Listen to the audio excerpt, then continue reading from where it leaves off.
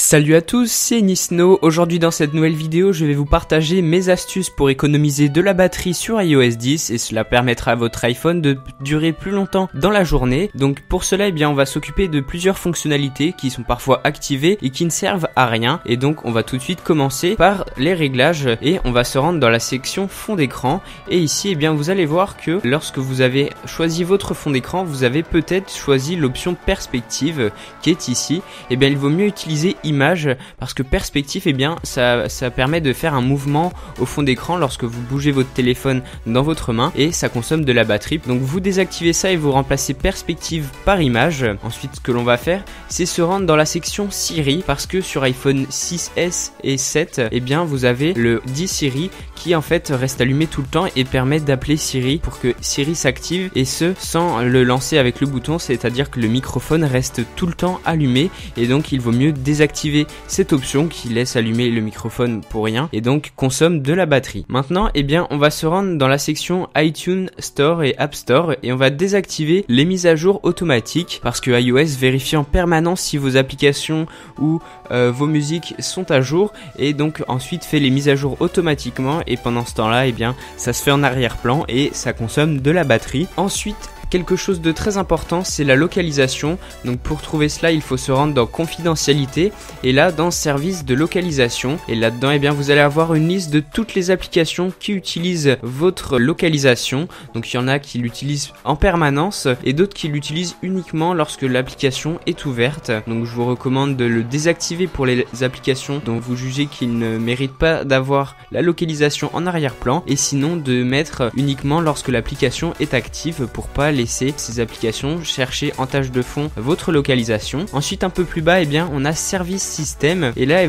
vous allez pouvoir désactiver pas mal de choses inutiles comme la suggestion des lieux, les lieux fréquents. On n'a pas besoin que votre iPhone sache où vous êtes pour vous proposer des publicités en fonction. Ensuite vous pouvez également désactiver tout ce qui est diagnostic et utilisation d'Apple. Vous décochez tout ça et avec tout ça vous allez pouvoir sauver pas mal de batterie. Ensuite une autre option à désactiver dans général et dans on/off. Donc ça dépend si vous utilisez cette option, mais si vous ne l'utilisez pas, vous pouvez la désactiver. Ça permet en fait de lier vos appareils, si vous avez un autre iPad ou un iMac, entre eux pour recevoir votre appel d'iPhone et y répondre sur votre iPod ou votre iPad par exemple. Donc si vous n'utilisez pas ça, désactivez-le parce qu'on/off va chercher en permanence s'il y a d'autres appareils autour de vous qui vous appartiennent, et donc si vous ne l'utilisez pas, c'est inutile. Ensuite on va se rendre dans les réglages et dans accessibilité, et là on peut choisir de réduire les animations, ce qui va nous permettre de simplifier en fait les animations, et donc ça consomme moins de batterie puisque ça demande moins de calcul à votre appareil. Au lieu de faire une animation lorsque vous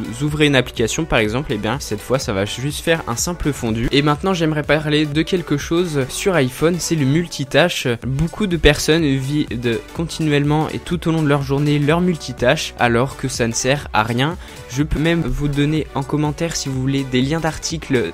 En fait Apple a bien précisé que vider le multitâche sur iPhone ne sert à rien. En fait ce que vous voyez dans le multitâche, c'est simplement des images de vos applications qui sont mises en pause, et en fait les seules applications qui tournent vraiment en arrière-plan, c'est celles qui utilisent le GPS.